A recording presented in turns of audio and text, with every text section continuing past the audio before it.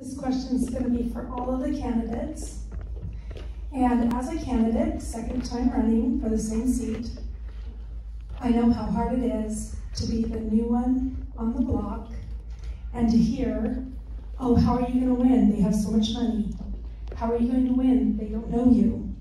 We need every one of you in office. So please tell everyone here, because I know the answer, but I want to hear from you what we can do to help you. And it's important that everyone goes out and does exactly what you ask them to do, because we need all of you on. All of you in office, we need me in office, in Henderson, trust me. But that's my question for all of the candidates.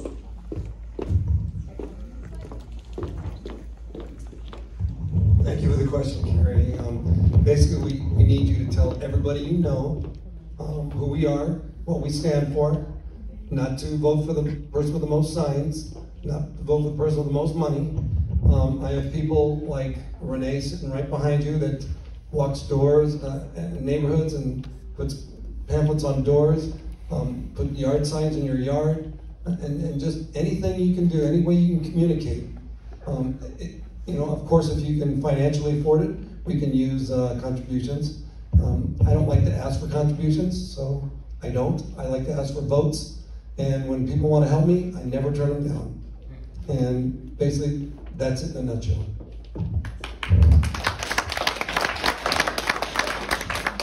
Thank you for the question. Yeah, first time running, so it is, like Stan said, asking for money has been the biggest challenge. But I think one of the things, and you mentioned earlier, is you have to tell people about who you're voting for. When I was a cop, people don't ask me, hey, who should I vote for sheriff, or who should I vote for judge? Because they value what police officers have to say, but people value what you have to say. So everyone in this room, as you leave here today, you have all our websites. You should look on our websites, do your homework, educate yourself, ask questions, because an informed electorate is really what we need. And there's a lot of blood, sweat, and tears that goes into campaigning, and there's a lot of work that happens every day. It's really a full-time job in a lot of regards. But just telling as many people you know about the candidates you got to hear from, send them to your website. Yard signs are great. And I would also ask that if you look on the ballot, don't vote for the first person you see, because oftentimes it's based on alphabetical order. My last name is Plummer. I am telling you, I'm the last one. So I'm asking now, go all the way down to the bottom and then go work your way up. And so because with the last name, it just works out that way. And so the candidate, the one the folks I'm running against is a career politician. His name starts with a B. So people are going to see that name and go, oh, no. Do your homework, figure out who you are. There will be articles in the Review Journal that will have every candidate's information, their picture, their bio, a little bit about them. So really, please just do your homework. That's the best we can ask for. So thank you. Thank you so much for this question. And I would have to piggyback on what Robert Plummer said. Please go to the end of the names for me, okay? Because I'm Waltho, so I'm going to be the last one on my ballot. Safe messaging as well. Do your homework on the candidates. I am running against an incumbent with lots of money. That doesn't always mean that the incumbent is doing the right job for the people. Part of being an elected official is accessibility. And that is something that I can guarantee. That is something I already have. So already there, I'm already winning in that aspect. So please do your homework. These town halls are very important, especially to learn the job of city council, what the judges do, and what a county commissioner does, and how it impacts your daily life. So these are very important to come out, learn about these jobs, and you can always tell your friends about us. And like everybody said, go to our website, do your research on us. Thank you. I would like to mention one thing about this young lady.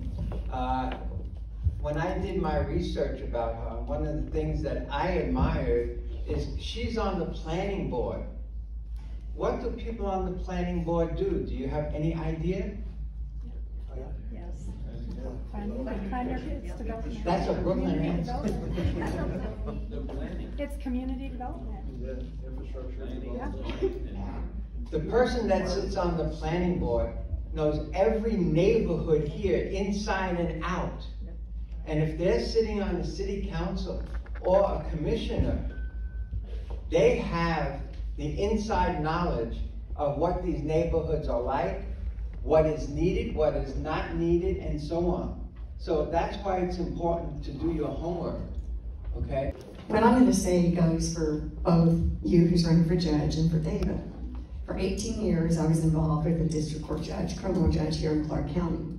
Longest sitting judge, 33 years. Wow. 2002, there was a hit put out on him and me, the family. So let me tell you, I went and got my CCW. The other thing I did was I got a lot of dogs. I had a plan. I had some dogs in the kitchen, so if they came through my sliding glass door, they would let me know. I'm not lying. That's exactly what I did. And I also learned what to do when walking to my car, just like what you said, David. And it's frightening when Metro comes to your significant other's home and says, the guy you just put in prison has got a hit out on you, because they rat on each other. They just do. At that time, it was Don Mosley. And I'm the saint in that relationship, just to let everybody know. But the circumstances is, in that particular relationship, we would go a lot of places, and I'm talking, Don has bulletproof windows because his home at one time had been all shot up. So I'm saying, with what you're doing, with what our candidates are doing, Metro, it is a high-risk position. And I encourage everybody not to ever take your freedom for granted and to definitely get your CCW. I believe in it, I went and I got it, and I realized that that gun was an extension of my hand. I didn't allow the gun to intimidate me. I allowed myself to learn. I learned how to shoot when I was 6. My dad was a commanding officer in the military. But the bottom line is, I want to say thank you, David. Thank you for running, because I know what you got ahead of you. It's not an easy job. People don't want to know about judges. They want to know about the governor. So just a little bit of thing to let you know what I did is every time I went to the grocery store, if there's somebody that you like, I had a little card made. I had a whole bunch of them. And I had all the candidates that I was supporting, and I'd get in the longest line at the grocery store. And I'd just sit there and say, hey, who are you voting for? And I'd hand my cards out. Because people like me, Lois, Julie, Vincent, we're known as influencers. We can help get the word out there in our ways, and that's what I did.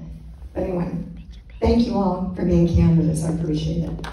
This is for everybody, even you, David. So as candidates, I'm sure you're aware of the negativity toward police. Defund the police. Police have a hard time doing their job.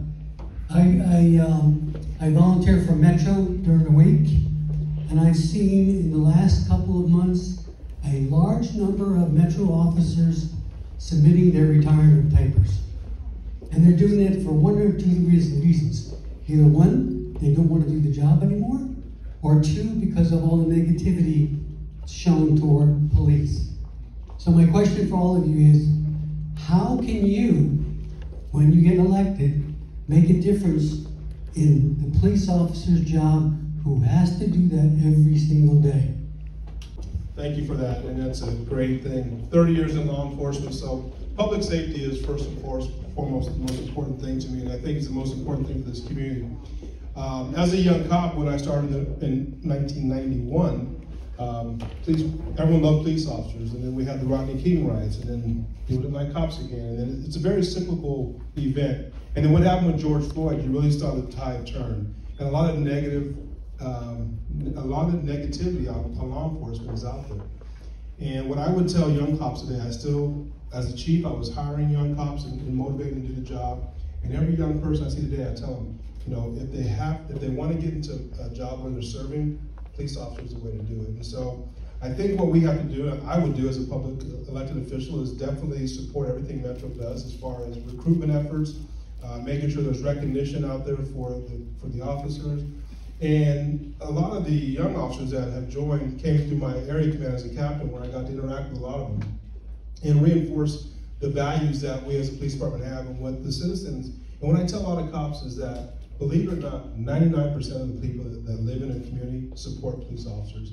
No one supports bad cops, and we have, in Las Vegas Metro, by far is one of the best police departments in the country, hands down, and I would argue with anybody about that because I've seen other departments in California, Las Vegas, and across the country. So what I would say, what I always do is support law enforcement, shake their hand, tell them thank you. The public, when someone in the public says thank you to an officer, that goes a long way. It means a lot to them. So that's what I would recommend doing. That's what I continue to do, and I still advocate for police because without law enforcement, we have a society of lawlessness, and then that's where Dave really, his job really comes in, making sure everybody is well protected and well armed. But law enforcement is a vital role in the community, and as a city council member, it's my job to make sure the city is safe, and I will do what I can to make sure that police officers are respected, appreciated on a daily basis. So thanks for that question. Thank you for volunteering.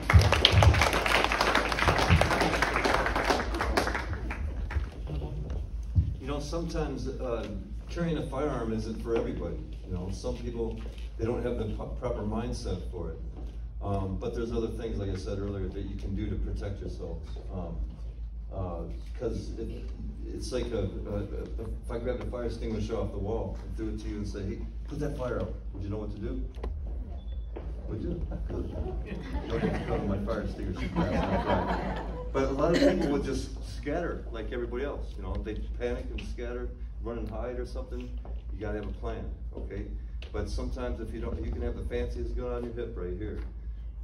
But if you don't have the mindset and the know-how and the training to pull it, to know how to use it, it could really work into your disadvantage because someone could take that from you and use it on you, you know, or beat you up with it. So, that's, like I said, firearms isn't for everybody, you know. And you gotta lock them up. You gotta lock them up. You know, lock them up doesn't mean put them on top of the refrigerator so the kids can't reach them. Lock them up means lock them up. You know, so and be responsible. You can't leave it laying around and stuff like your cell phone, your car keys, or whatever. You gotta be responsible with it. Thank